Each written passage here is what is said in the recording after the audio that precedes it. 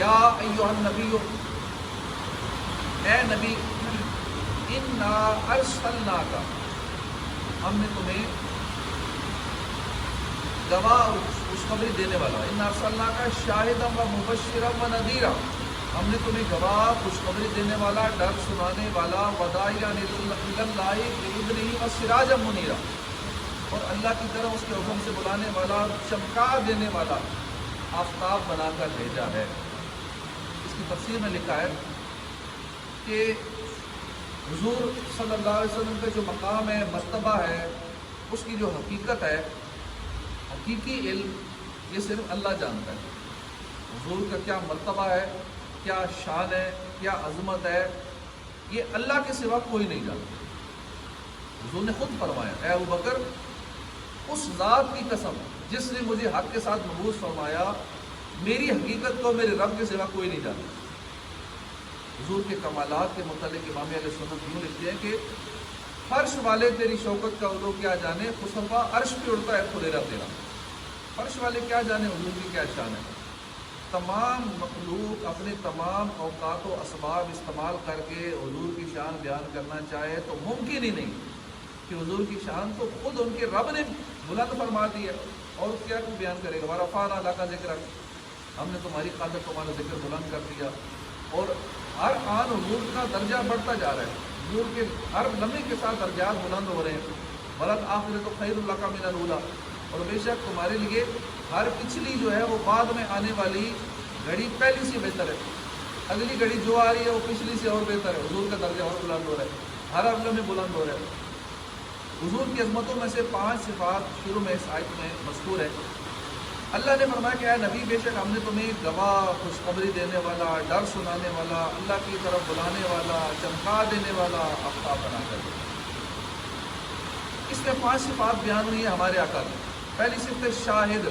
شاہد کا مطلب ہے، ایک مطلب ہے حاضر و ناظر، دوسرا مطلب ہے گواہ۔ اگر اس کا معنی گواہ کیا جائے تو بھی یہاں تفصیلی معنی حاضر و ناظر ہی بنے گا، اور لوگ اس پہ اعتراض کرتے ہیں، تم حاضر و ناظر کہتے ہو، شرک کر رہے ہو، بدعت کر رہے ہو، گمراہ ہو، کافر کے فتوے لگاتے ہیں کہ حضور کو یہ تو حاضر ناظر سمجھتے ہیں۔ کیونکہ گواہ کو بھی اسی لیے شاہد کہتے ہیں کہ وہ مشاہدہ کے ساتھ وہ علم رکھتا ہے، اس نے مشاہدہ کیا ہوتا ہے، پھر گواہی دیتا ہے، اس کو بیان کرتا ہے۔ تو حضور کی رسالت چونکہ رسالت عامہ ہے، تو رب تعالیٰ خود فرماتا ہے، تبارک الذی نزل الفرقان علی عبدہ لیکون للعالمین نذیرا، وہ اللہ بڑی برکت والا ہے جس نے اپنے بندے پر قرآن نازل فرمایا تاکہ وہ تمام جہان والوں کو ڈر سنانے والا ہو۔ تو حضور کی شہادت بھی عامہ ہے، اور آپ قیامت تک ہونے والی ساری مخلوق کے شاہد ہیں، ساری مخلوق کا مشاہدہ فرمانے والے ہیں، قیامت تک جتنی مخلوق آئی۔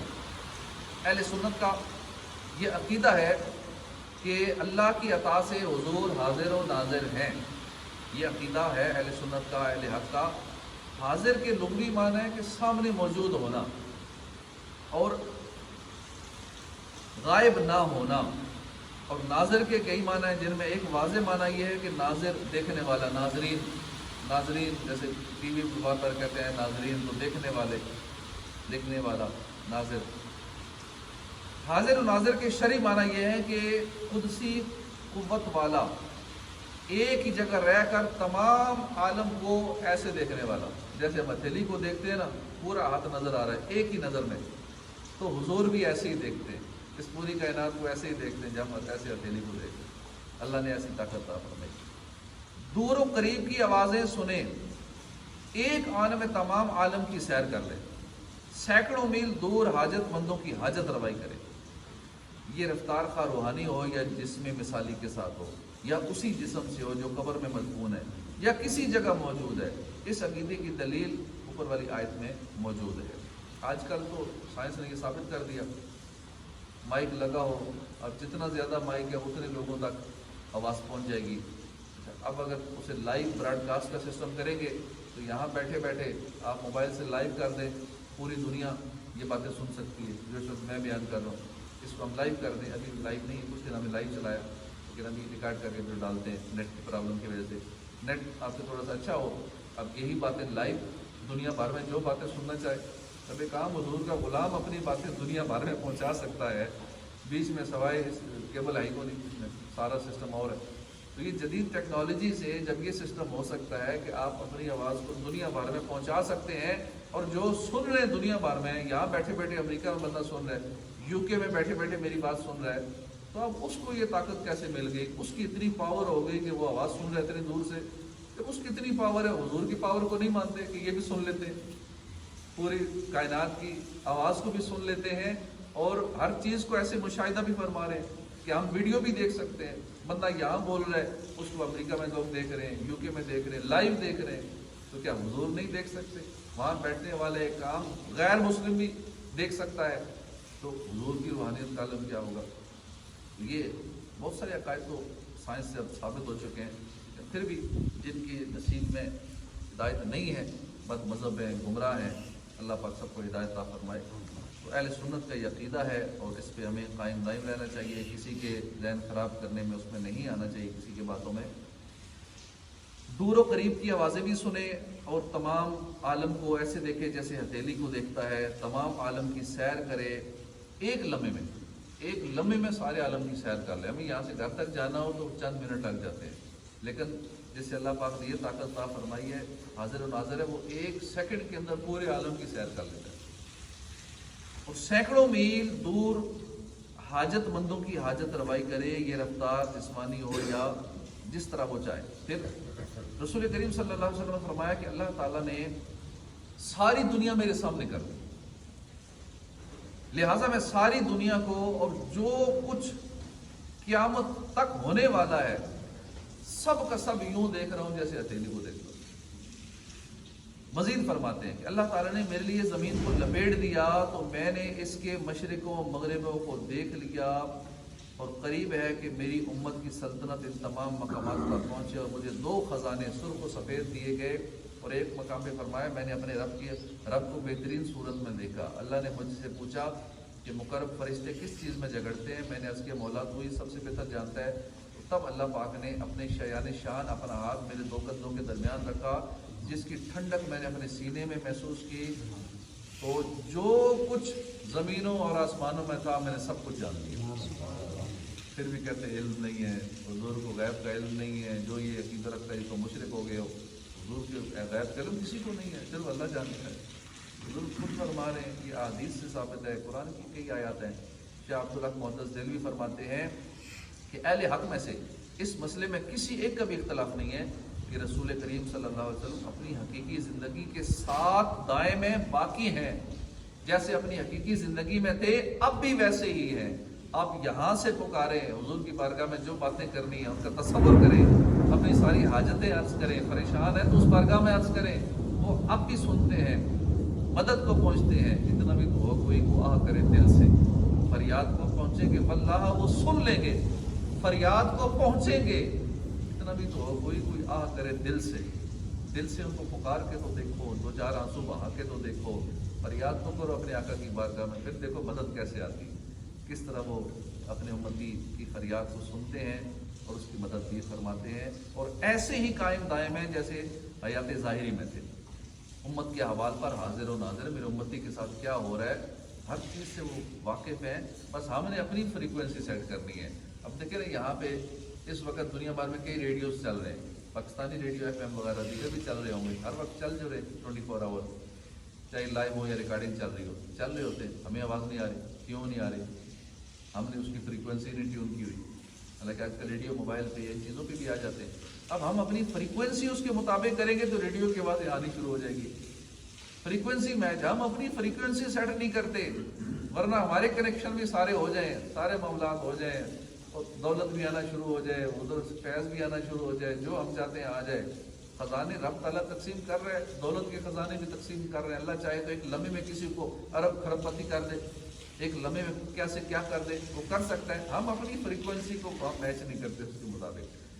तो हुजूर सल्लल्लाहु अलैहि वसल्लम का फैज़ तो जारी है, फैज़ान मदीना तो हर आन जारी है, और हकीकत के तलबगारों को और उन हजरात को जो आपकी तरफ मुतवज्जो हैं उनको फैज़ भी पहुँचाते हैं, जो आपकी तरफ मुतवज्जो हैं। अब हम गौर करें, हम कितने मुतवज्जो होते हैं, हम दिन रात में कितनी बार हुजूर का तस्वर बांधते हैं, कितनी बार तस्वर मदीना करते हैं, कितनी बार आका के जलवों में, आका की बारगाह में तस्वरी में हाजिरी देते हैं।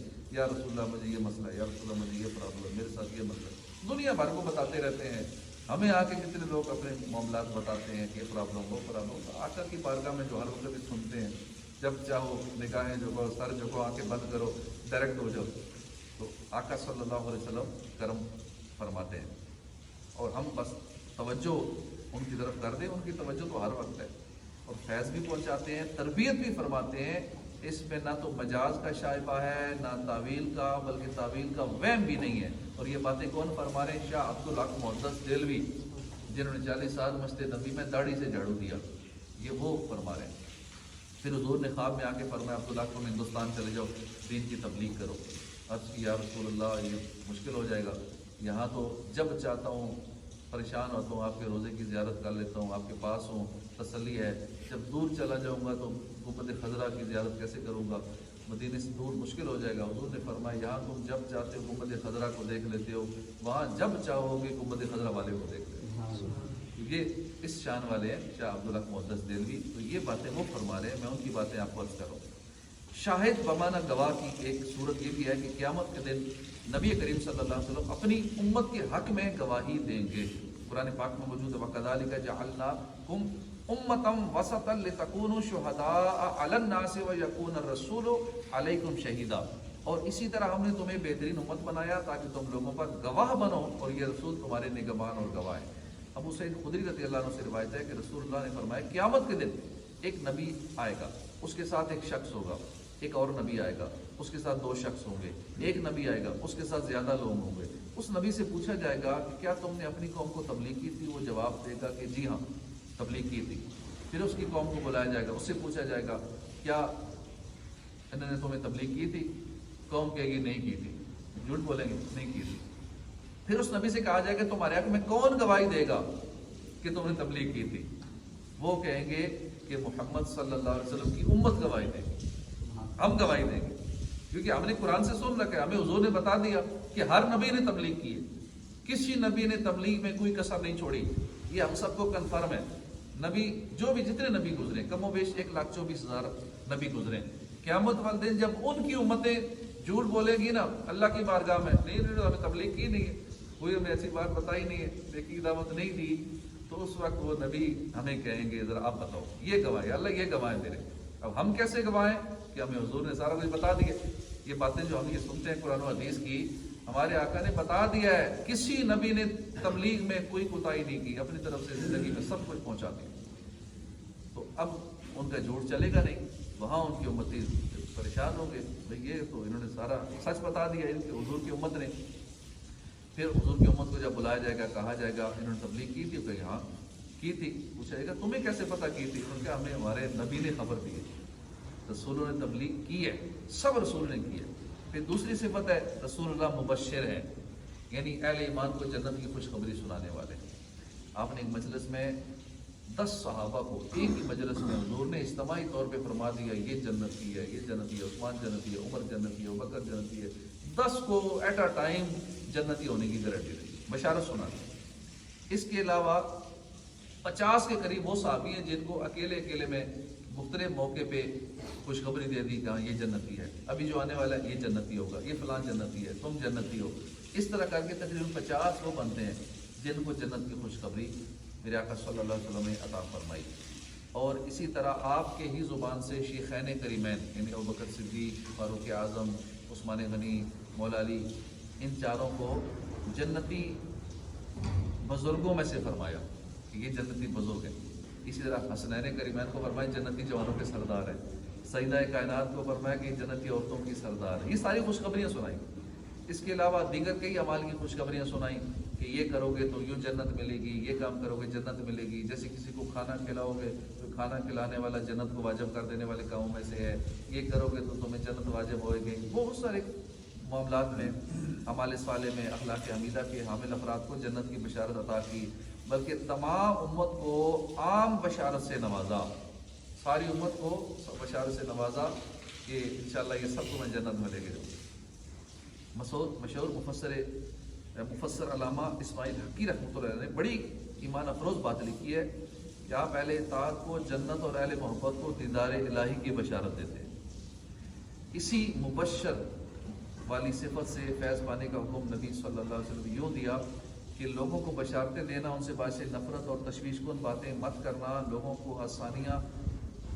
کی آسانیاں ملحوظ رکھنا، انہیں سختی میں نہ ڈالنا۔ تیسری صفت ہے نذیر، یعنی لوگوں کو جہنم کا ڈر سنانے والے۔ بندے کی فطرت ہے کہ بندہ یا ڈر کے مارے کوئی کام چھوڑتا ہے یا کوئی فضیلت سنتا ہے تو وہ کام کرتا ہے۔ اب ہم یہاں کیوں صبح بیٹھتے ہیں کہ ہم نے فضیلت سن رکھی ہے کہ حج عمرے کا ثواب مل جائے گا، چلو تھوڑا سا سورج نکلنے تک بیٹھ جائیں گے، 2 رکعت پڑھ لیں گے۔ تو یہ اب خوشخبری سنی نا، ایک بشارت ہم نے سنی، ترغیب سنی۔ ایک تو بندہ ترغیب سے عمل کرتا ہے، یہ کام کروں گا یہ فائدہ ہوگا، گھر سے وضو کر کے مسجد میں آؤں گا تو ہر قدم پہ یہ نیکیاں، اتنے درجات بلند، اتنے گناہ معاف ہوں گے، تو ٹھیک ہے میں گھر سے وضو کر کے آؤں گا، تو پھر نماز کے لیے جب تک بیٹھا رہوں گا ثواب ملے گا۔ یہ ساری باتیں جب اس کے دماغ میں ہوں گی ثواب والی نا، اسے مزہ آتا رہے گا کہ مجھے ثواب مل رہا ہے، میرا نیکیوں کا میٹر چل رہا ہے۔ بندے کی نفسیات ہے، ایک تو یا فائدے کے لیے کام کرتا ہے، اسے ترغیب دلائی جائے کام کرتا ہے، یا ڈر کے مارے وہ کام چھوڑتا ہے۔ جیسے پتہ ہے کہ بدنگاہی کروں گا تو میری آنکھوں میں آگ بھر دی جائے گی، اب وہ جب بدنگاہی کرنے لگے گا سوچے گا مزہ تو تھوڑی دیر کے لیے آ رہا ہے، لیکن آنکھوں میں جب آگ کی سلائیاں ڈالی جائیں گی تکلیف بڑی ہوگی، چلو چھوڑو یہ کام نہیں کرتے۔ گناہ کروں گا تو جہنم میں چلنا پڑے گا، بڑی سخت سزا ہے، چلو چھوڑو گناہ نہیں کرتے۔ بندے کی نفسیات ہے، وہ یا تو ترغیب سے کام کرتا ہے یا ترہیب سے، ڈر کی وجہ سے کسی کام کو چھوڑتا ہے۔ جیسے سانپ کا جب تک نہیں پتہ، بچہ سانپ کو پکڑ لے گا، اسے پتہ ہی نہیں ہے یہ کاٹتا ہے، نقصان کرتا ہے۔ جب کسی کو پتہ چل جاتا ہے، ڈرا دیا جائے بھائی سانپ زہریلا ہوتا ہے، تو ڈستا ہے تو بندہ مر بھی جاتا ہے۔ یہ بچھو کا بڑا شدید درد ہوتا ہے، بندے کو مار دیتا ہے یہ بچھو، اب نہ سانپ کے قریب جائے گا نہ بچھو کے قریب جائے گا، وہ آئے گا بھاگ جائے گا بندہ۔ ڈر سے نا انسان کی نیچر ہے، تو حضور ڈر سنانے والے بھی ہیں، نذیر بھی ہیں۔ چوتھی صفت ہے داعی اللہ، اللہ کی طرف بلانے والے ہیں۔ پانچویں صفت ہے سراج منیر ہے، چمکانے والے ہیں، روشنیاں پھیلانے والے آفتاب ہیں۔ اس طرح اس کی بہت تفصیل ہے۔ اللہ پاک ہمیں حضور کی سچی محبت نصیب فرمائے، اور حضور کی نگاہ سے ہی پھر ایسے ایسے مجاہد پیدا ہوئے، ایسے سراپا اخلاص، ایسے جفاکش بلند حوصلہ لوگ، عالی ہمت لوگ آئے جن پر یہ اشعار صادق آتے ہیں کہ یہ غازی یہ تیرے پراسرار بندے جنہیں تو نے بخشا ہے ذوق خدائی، دو نیم ان کی ٹھوکر سے دریا و صحرا سمٹ کر پہاڑ ان کی ہیبت سے رائی۔ تو ہزاروں آفتابوں سے بڑھ کر اس آفتاب نبوت کی روشنی ہے، بلکہ سب نے روشنی یہیں سے پائی ہے۔ اور کسی نے کیا خوب لکھا ہے، سرکار یہ نام تمہارا سب ناموں سے ہے پیارا، اس نام سے چمکا سورج اور چمکا چاند ستارہ، ہوا ہر سو خوب اجالا، ہوا روشن عالم سارا، میرا نام کرے گا روشن دو جگ میں نام تمہارا۔ اللہ پاک ہمیں حضور کی سچی محبت نصیب فرمائے، آمین بجاہ نبی الامین صلی اللہ تعالی علیہ وآلہ وسلم۔